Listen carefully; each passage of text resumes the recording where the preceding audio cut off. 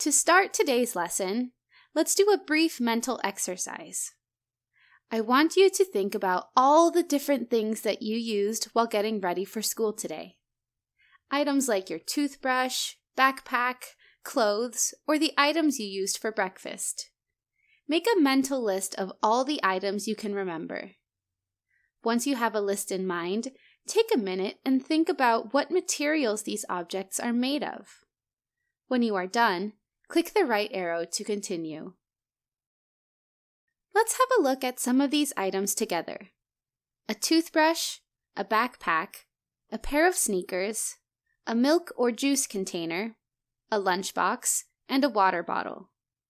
Some or all of these items may have been on your list.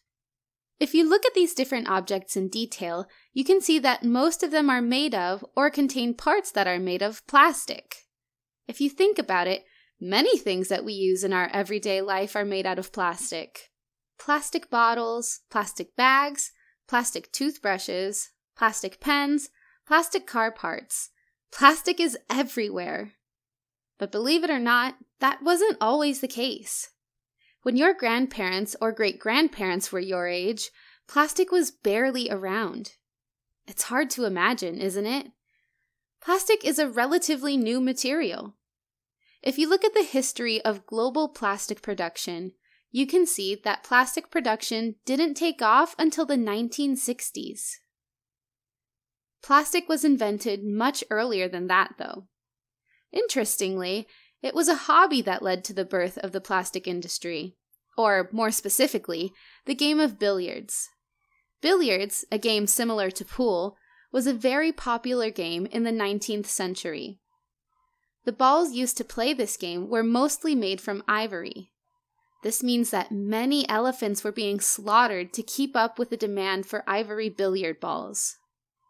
From each elephant tusk, a maximum of 8 balls could be made. As a result, elephants soon became endangered, and it became more and more expensive to source ivory. The billiard industry had to find a solution quickly.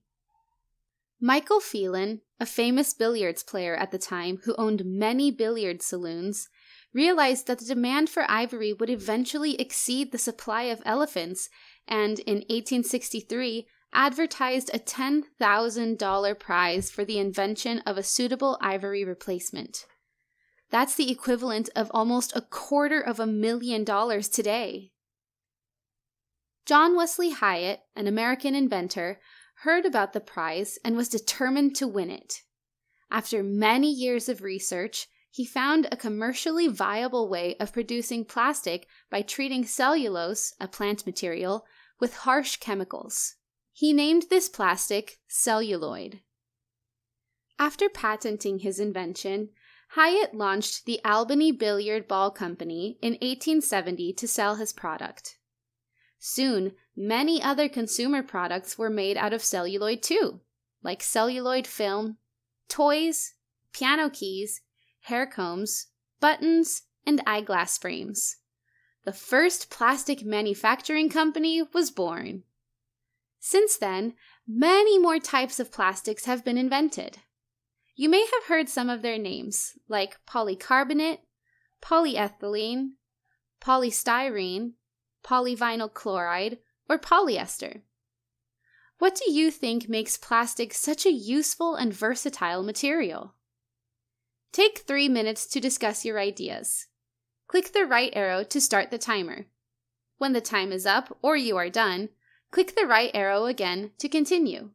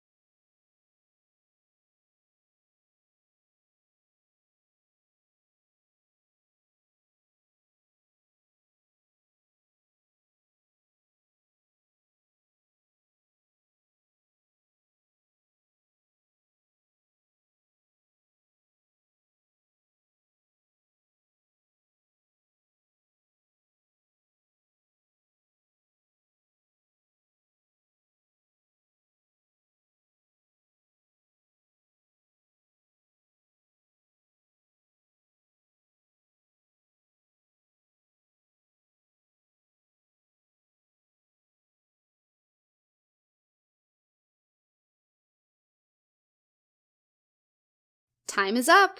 Click the right arrow to continue. You might have said that plastic can be long-lasting, strong, or lightweight. This is all true. Another important reason plastic is used so frequently is that it can be molded into any shape you like. In fact, the original meaning of the word plastic is pliable and easily shaped. To understand why plastic is pliable, we have to zoom in and take a closer look at what plastic actually is. As you may already know, all things are made of matter. The basic building blocks that make up matter are atoms. When two or more atoms bond or stick together, they form a molecule. Water, for example, is a molecule made up of 2 hydrogen and 1 oxygen atom. Molecules can also link together to form longer molecules. Plastics are made up of a long chain of molecules that are linked together and repeated over and over again. The molecular unit that is repeated is called a monomer and can consist of different types of molecules or one type of molecule. We call the long molecule made up of the repeating monomers a polymer. All plastics are polymers, but not all polymers are plastic. There are 2 types of polymers. The first is natural polymers. These are polymers like silk, wool, DNA, cellulose, and latex that occur in nature. Natural polymers cannot be shaped and molded like plastics. They first need to be chemically treated or modified. The second type is synthetic polymers. These are human-made. The early plastics, such as celluloid, galalith, or vulcanite, were synthetic polymers that were made by modifying natural polymers. The first truly synthetic plastic, meaning it contained no natural polymers, was invented by Leo Baekeland in 1907, and it was called Bakelite. Bakelite was the first synthetic polymer derived from fossil fuels. Nowadays, most plastics are made from fossil fuels, specifically crude oil and gas.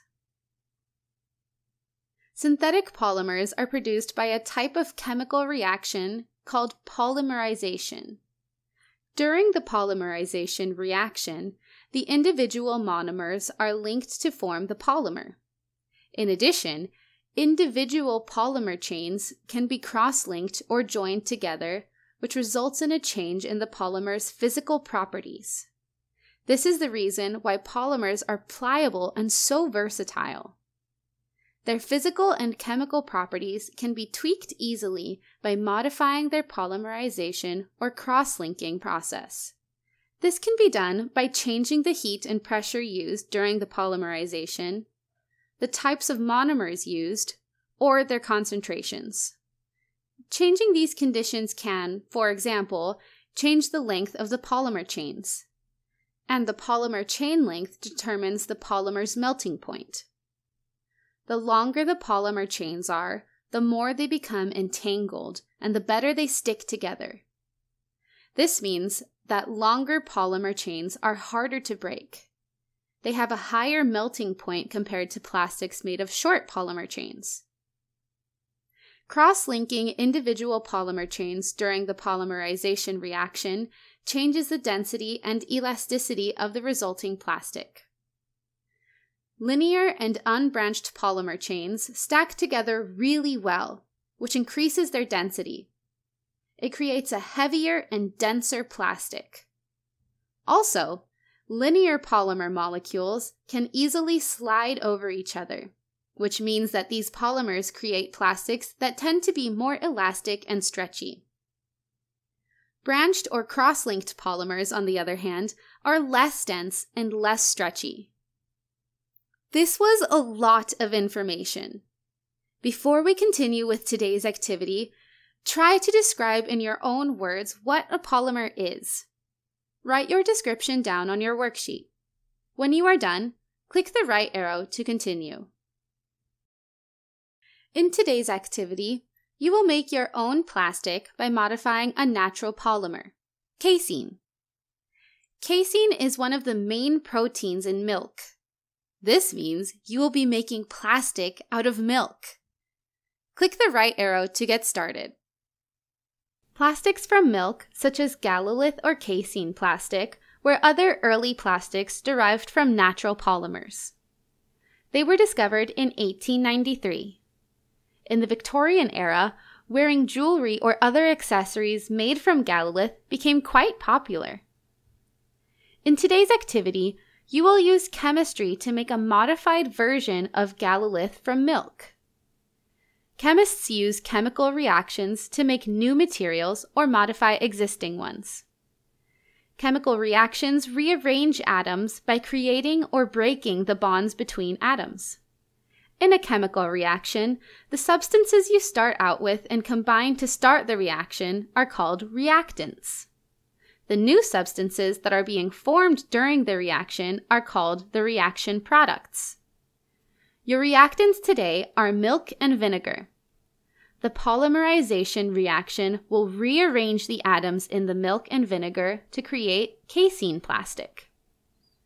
While performing your experiment, you will get the opportunity to observe how a chemical reaction can create a new substance that has different properties from those of its reactants. Click the right arrow to get started. Follow your teacher's directions to get into a group for today's activity. When your group is ready, click the right arrow to continue. Get your supplies. Your group will need a heat-resistant cup, a 2-ounce mini cup with lid, 6 paper towels, a spoon, and a worksheet for each group member. Once you are ready to start your experiment, click the right arrow to continue. Select one group member to get the vinegar from the material station. Your teacher will tell you where this is. At the material station, fill the 2-ounce mini cup halfway with white vinegar. Close the lid of the mini cup and return to your group. Select another group member to get the hot milk from the material station. At the material station, use the measuring cup to pour 1 cup of hot milk into your heat-resistant cup. Then return to your group.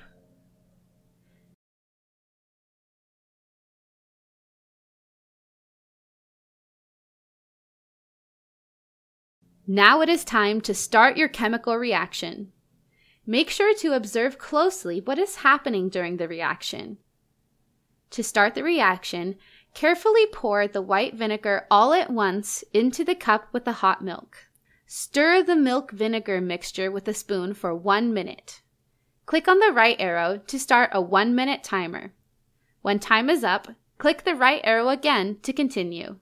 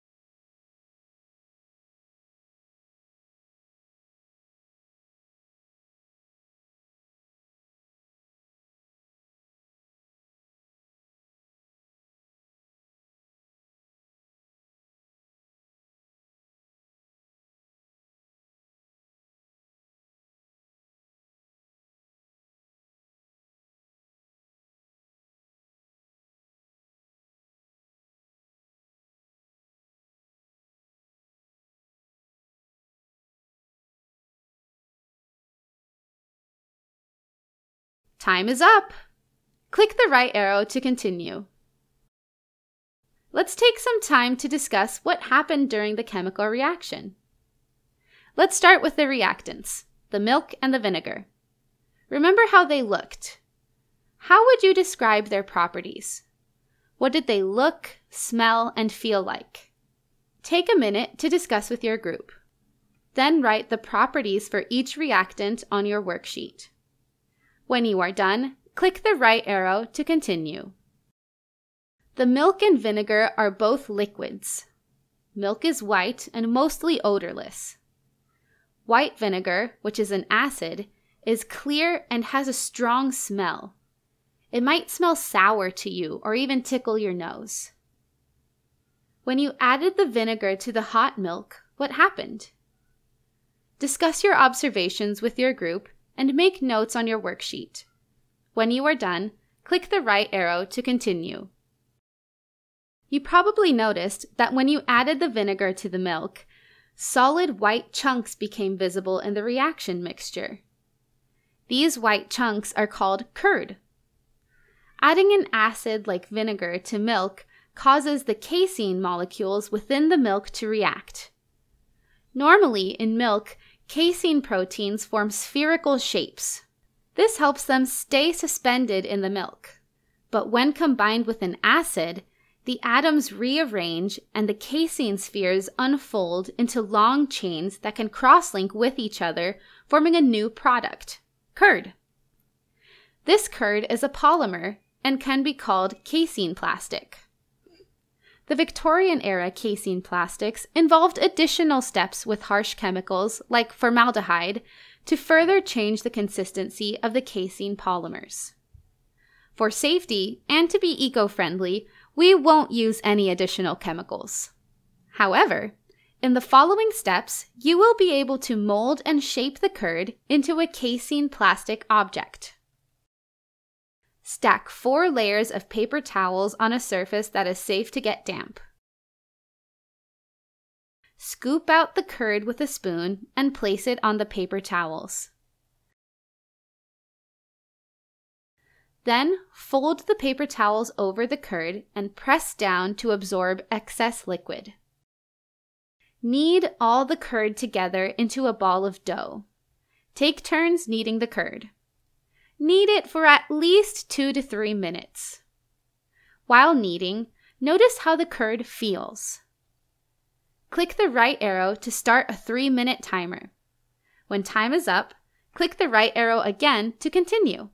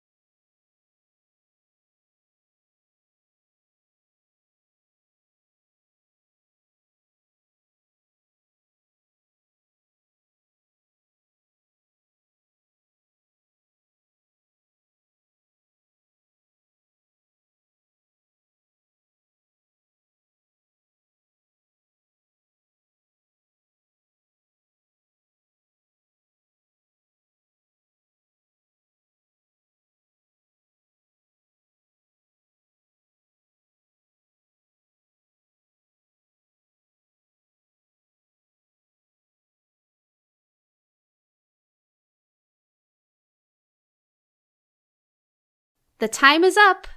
Click the right arrow to continue.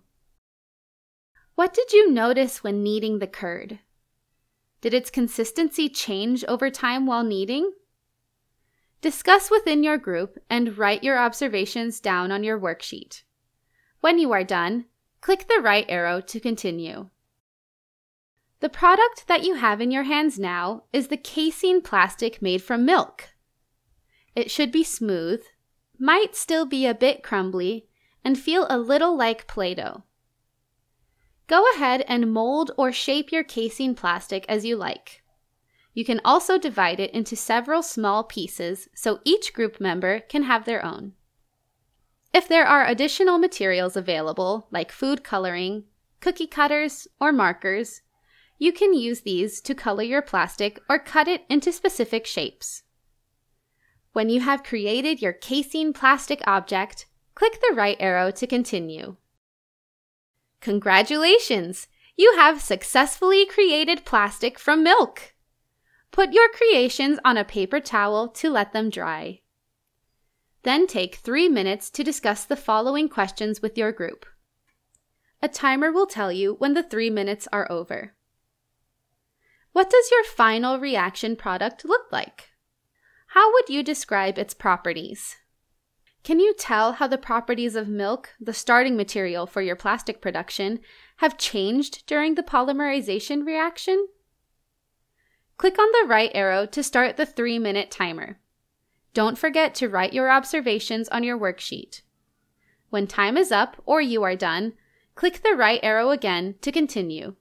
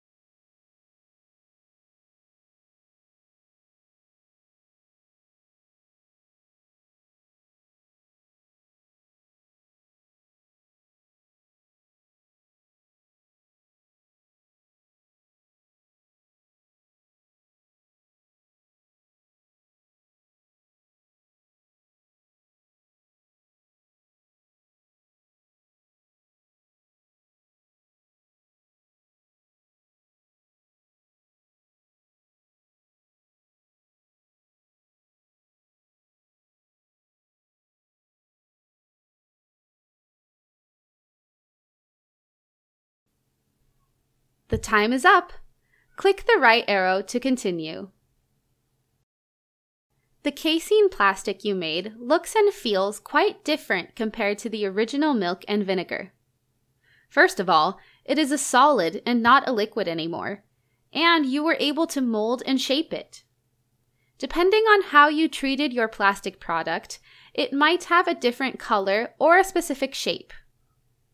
It is hard to believe that your final plastic creation was once liquid milk. This means that you have witnessed how a chemical reaction can create new substances with different properties from those of its reactants. If you leave your casein creations on the paper towels for 1 to 2 days to dry, it will even change more. Once dry, the casein will be quite hard. You will be able to pick it up and play with it. As you saw, making plastic from milk is pretty simple. But these days, we don't make plastic from milk anymore. Instead, over 99% of today's plastic is made from chemicals sourced from fossil fuels like crude oil and natural gas. To make plastics from fossil fuels, the extracted oil or gas is transported to a treatment plant called a cracker. Inside the cracker, huge amounts of heat and pressure break the crude oil into smaller molecules that then become the monomers from which the plastic polymers are made. Since plastic was invented, its worldwide production has increased explosively. From 2 million tons in 1950 to almost 400 million tons in 2021. Click on the right arrow to learn how the invention of plastic has changed the world. Let's summarize what we have learned so far. We learned that plastic is a material that was invented by humans not too long ago and is present almost everywhere today. We saw that all plastics are polymers and that synthetic or man-made polymers are the result of a chemical reaction called polymerization. We made our own plastic by allowing the casein in milk to react with vinegar, resulting in the rearrangement of the atoms in the molecular structure of casein. You were able to mold the resulting casein plastic into different shapes. This ability to be shaped is one of plastic's main properties. We also learned that the chemical and physical properties of plastic can be easily tweaked by changing its monomer or modifying the reaction conditions for the plastic's polymerization or cross-linking process. So it is no wonder that plastic production has exploded since the 1950s. How do you think the invention of plastic changed the world? Take 5 minutes to discuss this question with your group and take notes on your worksheet. When time is up, click the right arrow again to continue.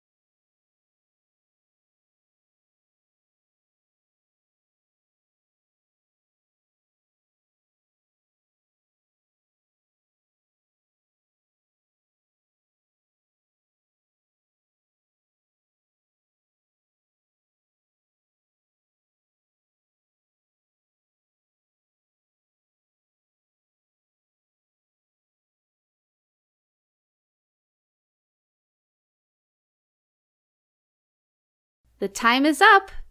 Click the right arrow to continue. You might have had lots of different thoughts on this question. Certainly, the invention of plastics has enabled the invention of many other new products that wouldn't exist otherwise. Because it is extremely durable, lightweight, can be flexible or stiff, and is pretty cheap to make, plastic has revolutionized many industries. Just think about what kind of products are made from plastic. The applications range from toys, to furniture, to textile fibers, packaging, electronics, automobile and airplane parts, medical and sports equipment, building materials, and much more. There are clearly some benefits that we can enjoy from plastic today. But there is another side to plastic too. The immense amounts of plastic production results in an immense amounts of plastic waste. Scientists estimate that about 8 million metric tons of plastic waste enter the world's oceans each year. This is approximately one garbage truck full of plastic every minute. As you can imagine, this is a huge problem for the environment and wildlife. Plastic pollution also has economic consequences. According to the United Nations, plastic waste causes financial damage of $13 billion to marine ecosystems each year. To top it off, most of today's plastics are made from fossil fuels, which are non-renewable resources. Greenhouse gas emissions linked to plastic production from fossil fuels now hover around 900 million metric tons of carbon dioxide per year. And not all types of plastic can be recycled. These and other factors have led to plastic becoming a controversial material in recent years. But many people are engaged in efforts to find solutions to the plastic pollution problem. As a group, take 5 minutes to think of ways how you could reduce the negative impacts of plastic. Take notes on your worksheet. When time is up, click the right arrow to continue.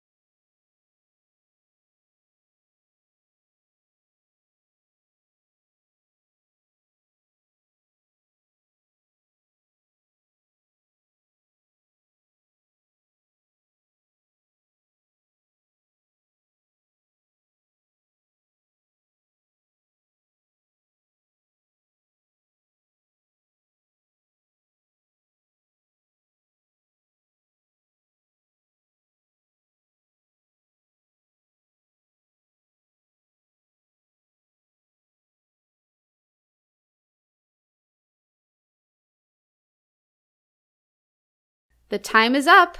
Click the right arrow to continue.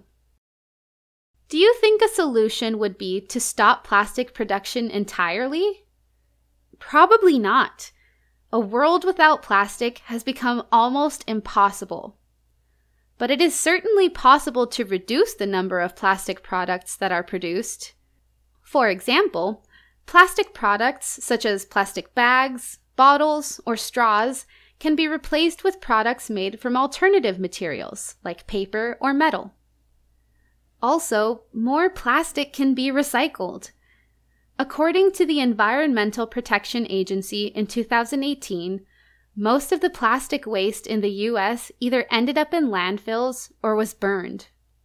Less than 10% was actually recycled. So increasing that number would make a big impact. Scientists are working on bacteria and enzymes that can help with the recycling process by making it more efficient and cheaper. Another solution scientists have been working on is making biodegradable plastics that can decompose easily. Such bioplastics are usually made from renewable raw materials such as cornstarch, cellulose, lignin, or with the help of microorganisms. Some scientists even have gone back to the roots of plastic manufacturing and started making plastics out of milk again, just like you made plastic from milk today. So answering the question, what is plastic made from, is not that easy anymore. Although plastic is still made from fossil fuels, more and more research is being done to find alternative resources to produce plastics.